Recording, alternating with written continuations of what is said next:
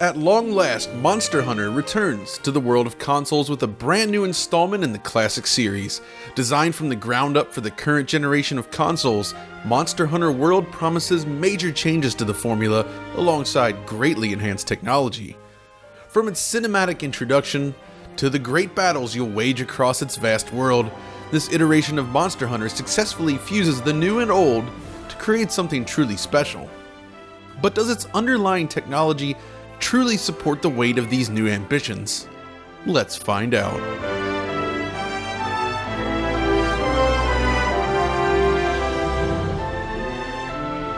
Welcome to the new world. Before we jump into the deep end with platform comparisons, let us take a moment to appreciate some of the beauty on display in Monster Hunter World.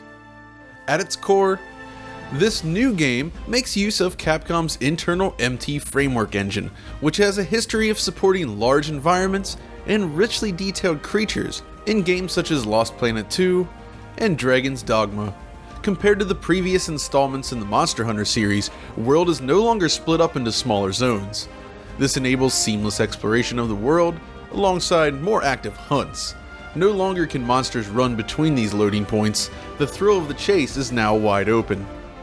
What's fascinating about this though is how you can fast travel to any camp in the world instantly, suggesting that each major environment you travel to might be fully loaded into memory rather than relying on data streaming.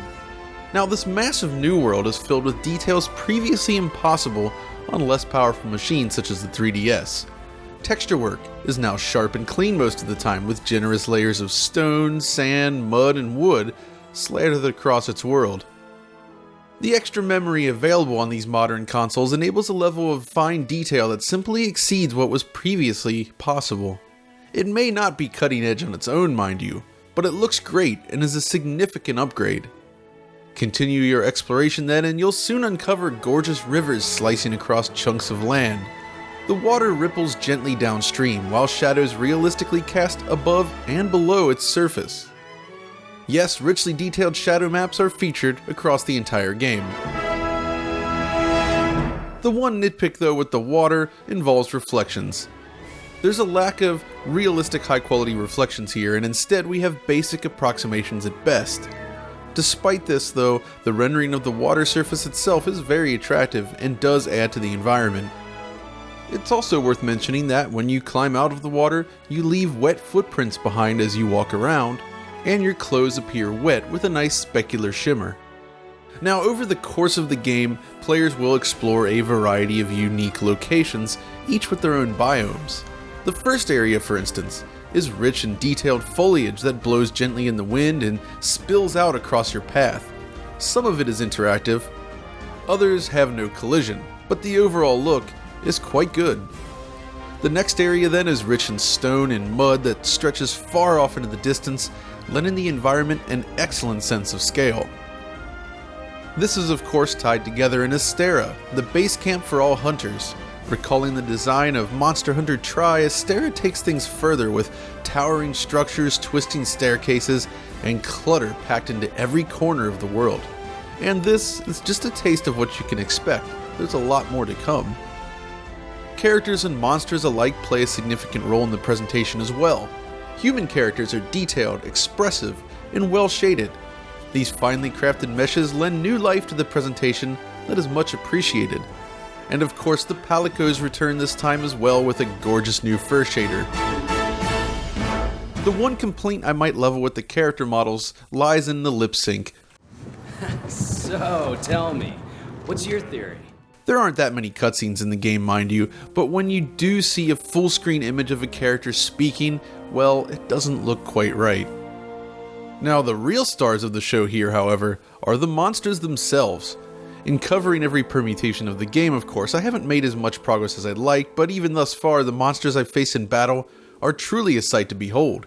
Huge, richly detailed creatures slathered with high-resolution textures and finely crafted hides wander this world, and it looks amazing.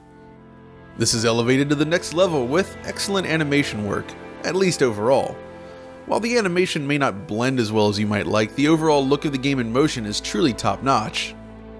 The portrayal of weight, and heft as your character slams their weapon into a large monster and the monster dodges away or flies up into the air looks fantastic in motion. Beyond that, inverse kinematics calculations are applied to characters across the world as well, allowing models to more realistically connect with the environment during locomotion. Now, that's not to say everything is quite perfect. Clipping is visible with startling regularity. Knowing how the game plays, of course, this is understandable, but swinging your sword from within a monster never really looks great. Beyond that, as I mentioned in the beta analysis, distant enemies update at a lower rate, which can appear jarring in some scenes such as this. Beyond this, the implementation of motion blur is a personal disappointment. Regular viewers will know that I'm a huge fan of per-object motion blur when well implemented, and yes, it's clear in the comments that a lot of people don't like the effect or really appreciate what it's trying to do. That's fine. But in this case, the motion blur used here just isn't of very good quality. The effect is minimal to the point where it barely pushes beyond the boundaries of the model. MT Framework is capable of extremely high quality per-object motion blur, so it's disappointing that Monster Hunter World doesn't lean into it. Ah well, this is more of a nitpick than anything else I suppose, but what's less nitpicky and more serious of a complaint is the lighting and gamma setup. Not unlike some of the previous games, World features overly bright, high-intensity, washed-out lighting across many of its scenes, but even when it's dark, the use of contrast isn't quite where it should be. This results in a game that often appears rather flat overall, an issue exacerbated by the mediocre implementation of HDR, which does little to solve the flatness of the presentation. At least there's a nice use of what appears to be volumetric lighting in certain scenes, and when the effect shows up, it does contribute to the overall richness of the visuals. So overall then, Monster Hunter World looks good, but it's not without its flaws. It's an overall massive improvement over Monster Hunter 4, of course, which I suppose was the objective, but it feels like Capcom could have done more. The move to a more seamless environment, though, does greatly impact the flow of the game in a very positive way, at least in my experience. It'll be interesting to hear what Monster Hunter experts have to say on this matter. But now, it's time to jump into the deep end and figure out the strengths and weaknesses of each platform with a full-on multi-platform comparison. Between the two base consoles and the 3 modes available on Xbox One X and PS4 Pro, we're looking at 8 unique permutations available to the player. That's a lot to cover. So, let's begin with the simplest comparison of the bunch. The base PS4 versus Xbox One. In both cases, the game is set to a fixed resolution with no adjustable options within. And on PlayStation 4, this means we're looking at a pixel count of 1080p, just like the beta, while our Xbox One pixel counts come in at 864p, a number you might want to keep in mind for later. Now on paper, these resolutions aren't anything unexpected when dealing with the original base consoles, but there's more going on here than first meets the eye. Capcom appears to be using some sort of temporal reconstruction technique reminiscent of games like Rainbow Six Siege, Quantum Break, or even just checkerboard rendering. Now in the beta, there were obvious stifling artifacts that made me wonder if perhaps it was actually checkerboard rendering, but looking closer at the final game here, I see more of a strange diamond pattern when capturing a still frame after a camera cut, leading me to believe that this is a Capcom specific implementation. We've not really run into anything quite like this before though, but it's clear that when moving the camera or changing camera angles, there is a noticeable loss in image quality. Without additional detail from the developer though, it's difficult to say exactly what we're seeing here, but the important point to take away from this is that you aren't getting the sharpness you'd expect here. 1080p on PS4, for instance, looks razor sharp when you're standing still, but the second the game starts to move, it becomes somewhat blurry, while the Xbox One's 864p, well, doesn't fare very well at all. Still, beyond these resolution differences, the rest of the visuals appear pretty much the same between the two base machines. The more significant difference lies in performance, which we'll get to shortly, but first, there's the matter of Xbox One and PS4 Pro.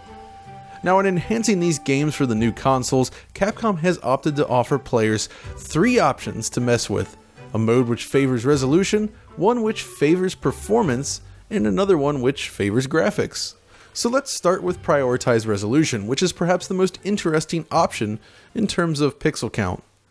As with the beta then, PS4 Pro produces a pixel count of 1800p, using checkerboard rendering, which produces a decidedly different looking image in motion than any other option. On Xbox One X, however, the pixel count is reduced to 1728p instead, but without the need for checkerboard rendering. The first thing to remember here is that aforementioned 864p pixel count on the base Xbox One, because 1728p is precisely 4 times that resolution, which I suppose makes some kind of sense. Like the other systems though, there's still some sort of reconstruction or visible blurring in effect even at 1728p. That said, while the pixel count is slightly lower, the overall clarity of the image during gameplay is actually improved on the X, as the checkerboard implementation on the Pro really isn't that great. I mean, look at this shot. Lots of visible stippling is present on the Pro, but on Xbox One X, it's not too bad.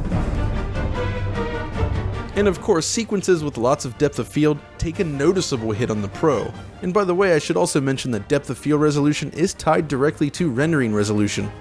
But there's more to this than just the pixel count. When using the resolution mode, additional detail is drawn on PlayStation 4 Pro that is absent on the Xbox One X, as you can see in this scene. It's a curious difference and not something we would expect to see at all. So basically, both modes have their pros and cons to consider. You get a slightly higher pixel count and more distant detail on the Pro, or a more stable, cleaner image on the Xbox One X. So how about those other modes then? Well, first and foremost, both of these modes on each console drop the resolution down to just 1080p, using the same temporal reconstruction, or whatever it is we're looking at, technique to get there. When using prioritized performance, detail is pulled back significantly, and the frame rate can run free, something we'll look at next. What's curious about this mode though is that just like the resolution option, the PS4 Pro version exhibits more detail in the distance. On Xbox One X, the level of detail is actually closer to the base PS4 and Xbox One versions, which doesn't really seem right to me. At least when using the prioritized graphics option, the two versions seem to offer an identical level of detail, but again, this still kind of feels like an underwhelming use of the Xbox One X, and honestly, the PS4 Pro for that matter. One other thing worth mentioning here is that when switching between the resolution mode and the other two options, you're required to restart the game, but when swapping between the graphics and performance options, you can toggle it at any time in real time, which is neat for showing the differences.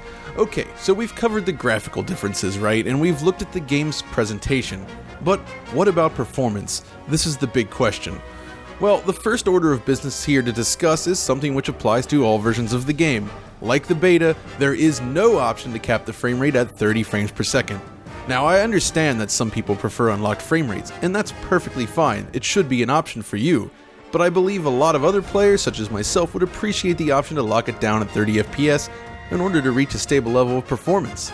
As it is now though, frame times are all over the place in every version, creating a jerky looking experience. With that out of the way then, let's start with the base PlayStation 4 and Xbox One versions. A lot of people will be playing on base systems after all, so how do they run? Well, this is a highly variable game as I've mentioned before, so these are random samples which attempt to represent average gameplay. Now, different areas could certainly present worse performance, while others can present faster performance, but this is a basic snapshot of what you can expect. On PlayStation 4, the results are unfortunately the same as the beta version overall. The average frame rate hangs right around 30 FPS, but is either consistently above or below this number. This wild inconsistency results in near constant judder and skipping that never really feels very smooth at all. Of course, where the frame rate hangs at any random point seems pretty variable. In some areas, the performance can drop below 30 frames per second and stay there for an extended period of time, which never feels great, honestly. Then you can turn around, face a large monster, and it jumps up significantly, though we're still well below what we'd like here. I suppose if they wanted to recreate the experience of playing Monster Hunter 4 Ultimate on a regular 3DS, they've almost succeeded, but honestly, it kinda runs a little worse here. Which brings us to the original Xbox One then, and well, things get worse. Like on PS4, the Xbox One likes to drop below 30 frames per second, but spikes above 30 are a lot less common. We're looking at an early segment in the game here, and yet the results speak for themselves. Performance is not good, and the experience just feels really jerky all around. Between the low resolution and average frame rates below 30 frames per second most of the time, it kind of feels like Xbox One users have received a lesser quality experience all around. Of course, neither base console really delivers an especially optimal experience. It's a little surprising considering how well MT Framework has run on these machines in the past, though I suppose the difference this time is that Monster Hunter World pushes the technology a lot further, but still, it's disappointing. But surely, John, the PS4 Pro and Xbox One X can make up the difference, right? Well, fortunately, these mid-gen consoles do make a significant difference, allowing for higher average frame rates across the board, but that doesn't mean the results are perfect. Since we're talking frame rate, there's no better place to start than with the high performance mode. As mentioned earlier, this mode reduces the resolution to 1080p and reduces distant detail to boost the frame rate. On PS4 Pro, the frame rate hangs around or below 40 FPS in the forest area. When running around and engaging in combat, it's usually below that, but there are areas where it can jump up. The overall experience is not optimal at all, and it feels kinda jerky because of the inconsistent frame times. Something I've been repeating a lot thus far, but hey, it's true. Some folks won't mind it, but to my eyes, it's not a great experience. On Xbox One X then, things look somewhat better, but they're still not optimal. The average overall frame rate during a run of play is higher on the Xbox One X, as you would hope. It still feels jerky though due to the inconsistent frame times, but it does manage to get closer to reaching 60 FPS than the Pro does. Interestingly, there are some later areas in the game which run faster on both consoles. We're using the Xbox One X version as an example here, and as you can see, it gets a lot closer to reaching 60 FPS than the initial forested zone. I'd imagine this is due to the lack of thick vegetation, but it's worth noting that performance can indeed improve in certain sections. Okay, so we have a basic idea of how the two systems are performing then in random scenarios, but what if we stack them up side by side? Let's start with a run through of the first map. No combat, just running from one end to the other. These results are completely consistent with the above findings. Both games are unlocked and highly variable, but as you can see, the average frame rate on Xbox One X is noticeably higher. Using our software, we can even figure out the average frame rate for this scene on both machines as well, and thanks to the unlocked frame rate, it's a useful metric. So the PS4 Pro averages around 43 frames per second during the sequence, while Xbox One X averages around 46 FPS instead. A small jump, no doubt, but during the run of play you will notice it. So yeah, Xbox One X has a slight performance advantage in this mode, while the Pro draws slightly more detail. Neither is especially great, but hey, the choice is up to you. Let's move over to Astera then. This is a less demanding area despite the massive leap in detail. It's small overall though, and thus runs faster. Straight away, it's obvious that Xbox One X carries a significant lead here, suggesting that this area is mostly GPU limited, allowing the faster system to perform better. The performance here is similar to the desert area in fact, so it kinda seems like the foliage is really one of the major factors in determining the performance with this game. So how about the resolution priority mode then? Let's do the forest run once again and get an idea of what we're looking at. It's immediately surprising to find that the PS4 Pro now has a slight advantage over the Xbox One X when using this mode. What's odd here is that the Xbox One X feels slightly more fluid overall, as there is less variation in frame time compared to the Pro. Honestly though, if there were any mode that needs a frame rate cap, this is it. Both could deliver a mostly stable 30 FPS with the option, yet in its current state, it's kind of a stutter fest. Come on Capcom, please consider adding this option. Still, this has kind of become my preferred mode in both versions due to the massively improved image quality and slightly more consistent frame times despite the lower overall frame rate. It is by no means smooth, but it kind of feels better than the juddery performance mode to me. Which of course brings us to the final option, prioritize graphics. You know what this does, the resolution is still 1080p, but LODs are pushed way out. As you'd expect, this does have an impact on performance then. It's also a rather fascinating situation. So on PS4 Pro it turns in performance slightly faster or similar to the resolution mode, but obviously with that increased detail and lower resolution. That's about what I expected, to be honest, but if we jump back to our forest run and draw up a comparison between the Pro and Xbox One X, well, things get interesting. This is the largest gap we've seen yet.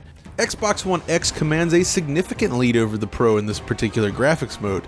In fact, the performance of Xbox One X here is remarkably similar to the PS4 Pro's prioritized performance mode. Okay, maybe not quite that fast, but it's really close. In a way then, this kind of makes the prioritized graphics option an interesting choice for Xbox One X players who are willing to sacrifice resolution. The boosted detail is certainly a nice addition here, and the frame rate isn't too bad. The Pro, however, hangs too near the resolution mode, where I just prefer sticking with the boosted pixel count over these extra LODs. And that's pretty much a general look at the performance you can expect in this game. That was a lot of ground to cover, no doubt, with some unexpected twists. So let's do a quick review, shall we? The basic gist here is that Xbox One X outperforms the Pro in both its performance and graphics modes, but runs slower overall when using the favor resolution option. Then, if we jump over to the base systems, PS4 commands a slight advantage over Xbox One, but neither runs especially well compared to the newer machines. Unfortunately, there really is no perfect mode here. The frame rate is never consistent or steady, and it always feels jittery to play. Which brings us back to that 30 FPS cap request. Just that one addition to the options menu would solve all of these issues and enable mostly consistent frame times across all modes on the two enhanced consoles. Let's hope Capcom is listening to feedback. Overall though, Monster Hunter World is an interesting game from a technical standpoint.